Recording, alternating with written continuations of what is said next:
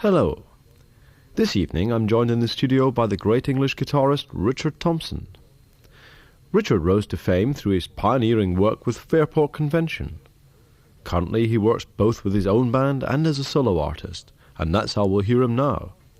So on guitar and voice, this is Richard Thompson with Two Left Feet.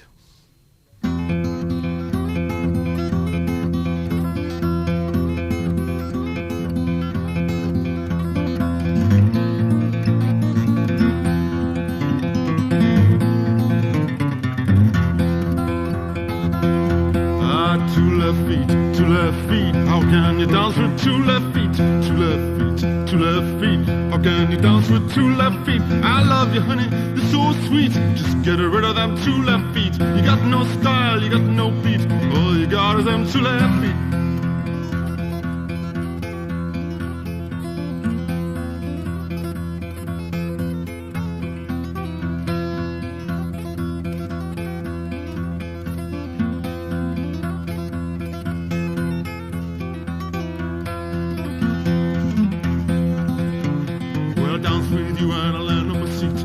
You dance with two left feet, you couldn't make my life complete. Just get rid of them two left feet. I love you, honey, you're so sweet. Please get rid of them two left feet. You got no style, you got no beat. All you got is them two left feet.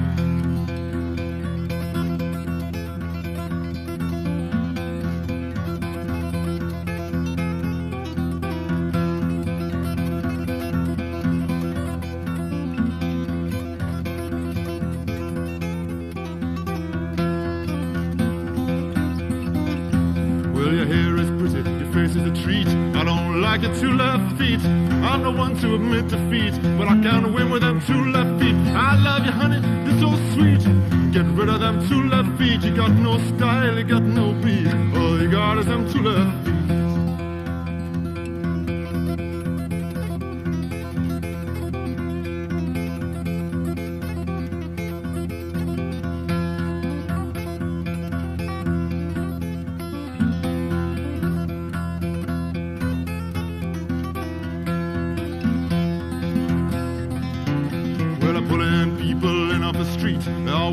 Your two left feet, dance with Jimmy, dance with Pete. Don't mess with me with them two left feet. I love you, honey, you're so sweet. Just get rid of them two left feet. You got no style, you got no beat. You got them two left feet.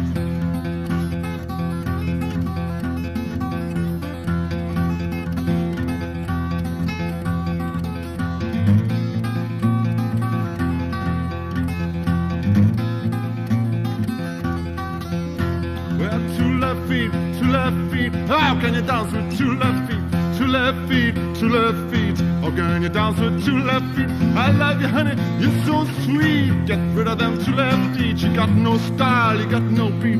All you got is them two left feet. Richard, listening to your guitar playing in Two Left Feet, I detect kind of influences of perhaps traditional fiddle and penny whistle. You seem to almost capture the technique, the sound of those instruments.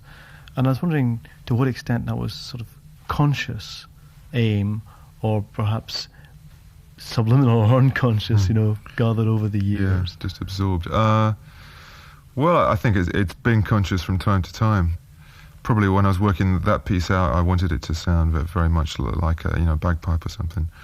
And the grace notes are the same that you use on a penny whistle or on a fiddle. So hence, there's a real similarity of sound there. Yes. You must presumably find the guitar a very suitable instrument in that kind of music. Because well, it isn't. In some ways, it's a very unsuitable instrument. But, many instruments are unsuitable, and you have to kind of stretch them to sound like whatever the form is.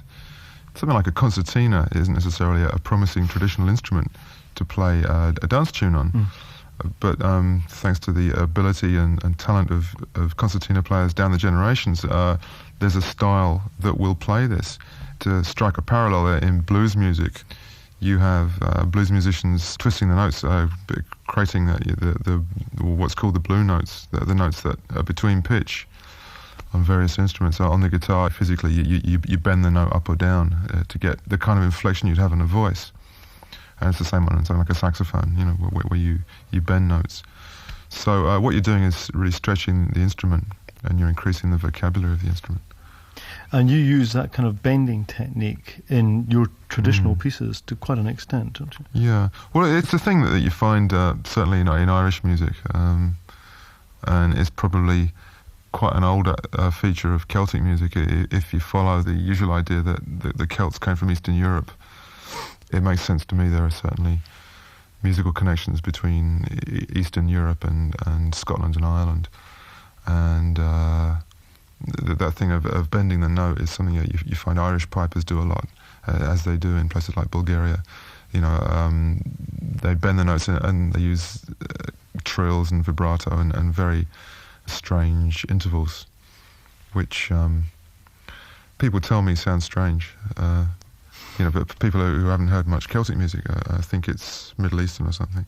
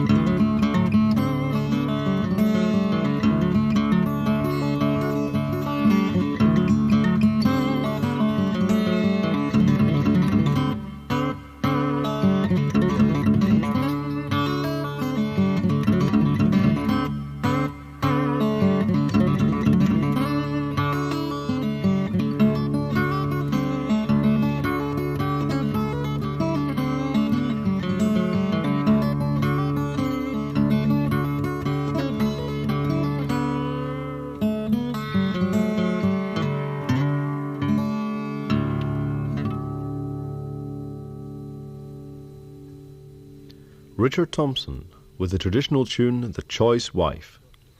While Richard goes off in search of a well-deserved cup of tea, let's listen to Lee Ritenour.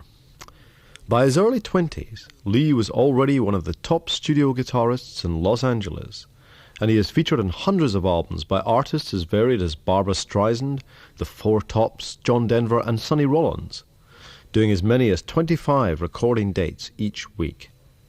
A truly versatile player, he can play sweet, sensitive melodies on the classical guitar, or contribute the searing rock solo that helps to shoot an artist's record into the charts.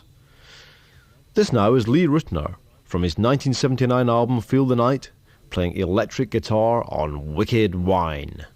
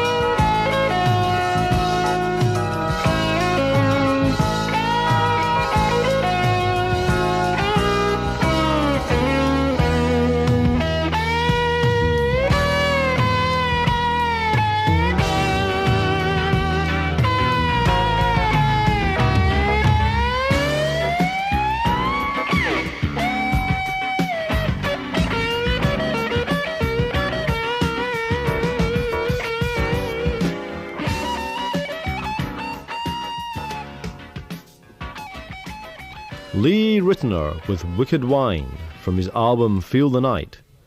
Abraham Laborio played the bass solo. Jazz festivals are now well-established events in the musical calendar. There are many in the United States and literally hundreds throughout Europe each year, attracting thousands of people. In 1958, however, when they were still a relatively new idea, Bert Stern took his movie cameras into the Newport Jazz Festival and captured the music and atmosphere of that event in a great film, Jazz on a Summer's Day. Perhaps you've seen it on television and remember the great performances by Louis Armstrong, Gerry Mulligan, Anita O'Day, Mahalia Jackson, and Chuck Berry, to name but a few.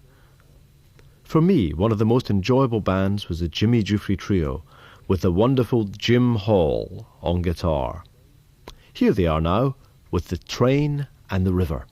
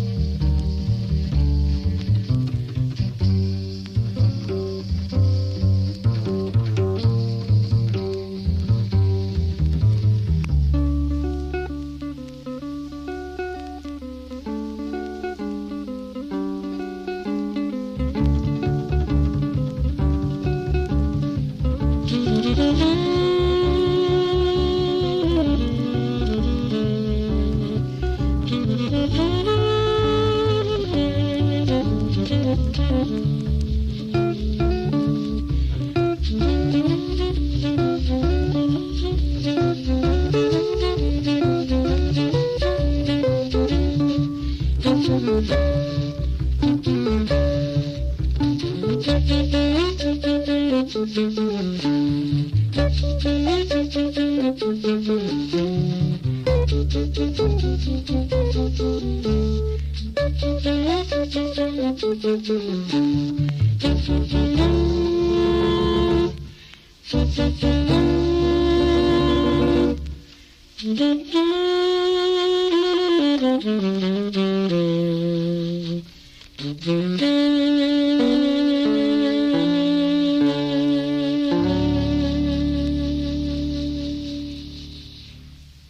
Train and the River, from the Jimmy Giuffre Trio, with Jim Hall on guitar. Richard Thompson's back with me now in the studio, with a song written from the viewpoint of a disabled war veteran in the 1980s. It was inspired by a man Richard actually saw in the Charing Cross district of London.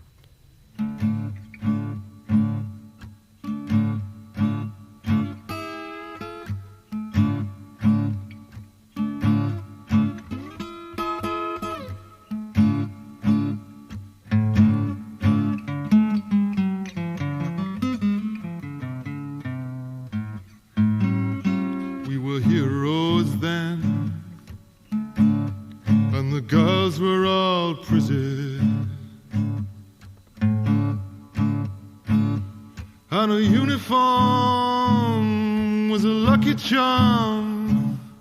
It bought you the key to the city.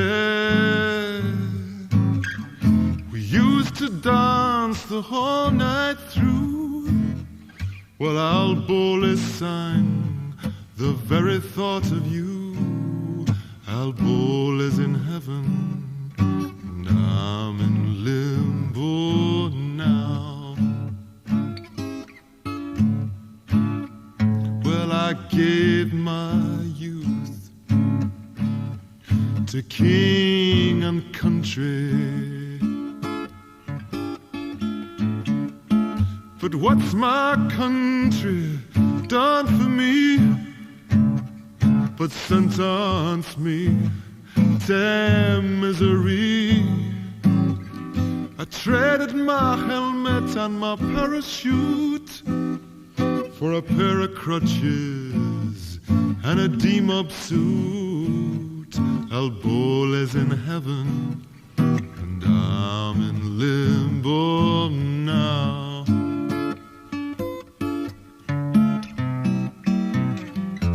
Hard times, hard times, hostels and missions and dust of soup lines. Can't close me eyes on a bench or a bed for the sound of some battle raging in my head. Old friends, you lose so many. You get run around all over town with the wear and the tear. It just drives you down. And St. Mungo's with its dirty old sheets, he'd standing all day down on Scarborough Street. Al Bowley's in heaven, and I'm in limbo now.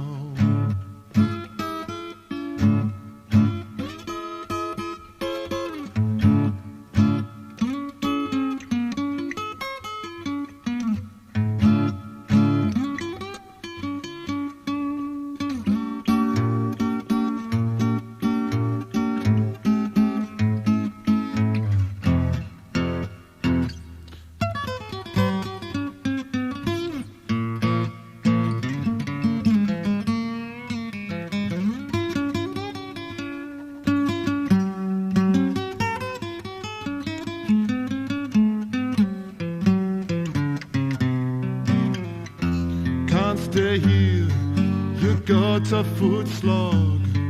Or once in a blue moon, you might find a job. Sleep in the rain, or you sleep in the snow. When the beds are all taken, you got nowhere to go. Well, I can see me now. I'm back there on the dance floor. With a blonde on my arm and a redhead to spare, spit on my shoes and shine in me hair. And there's Al Bowley, he's up on the stand. Now that was a voice, that was a band.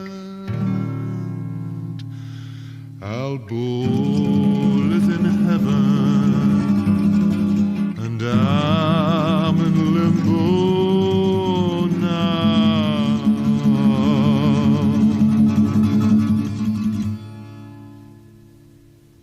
Al Bowley by Richard Thompson. Richard, I detect a certain jazz influence in that song. A rather surprising influence for a musician who is generally associated with folk music and rock and roll rather than jazz. I wonder, do you make a particular effort to introduce other musical idioms into your style? I sort of like the style that I play in, and all I really want to do is to expand that style. And there's a lot of room within that style to experiment. Especially, I think, when you fuse musical styles, if you take traditional music and you take rock and roll and you stick them together, you immediately create something else. And if you throw some of the more interesting harmonic ideas from jazz and modern classical music into that melange as well, you've got something that can be quite unique. And I think when styles fuse, these are the exciting moments in music. The beginning of rock and roll for me is a very exciting time. It's a mixture of blues and hillbilly music. And the beginning of jazz was really a fusion of styles. Almost seem to be two sides of your guitar personality. One, to put it simply, is the acoustic guitar style, and the other is the electric guitar. And I'm wondering whether you approach those two instruments in quite a different way, whether you see them as really quite separate instruments, or whether the electric guitar is just a loud acoustic guitar for you. I don't play the electric guitar like that. Well, I'm playing electric guitar usually with a band, and so I'm a lot freer to not play.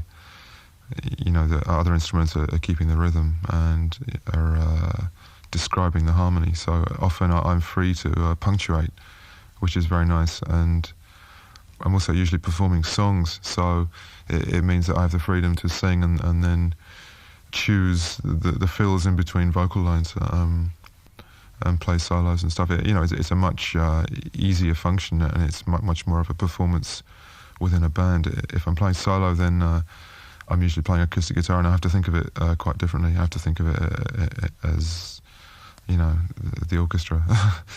And I have to supply the rhythm and the bass line and the harmony and the lead. And it's really forced me to have two different styles. Thanks very much, Richard. Well, we have time for one last number, and Richard has chosen a traditional instrumental piece, Banish Misfortune. And so, from my guest, Richard Thompson, and myself, Charles Alexander, goodbye for now.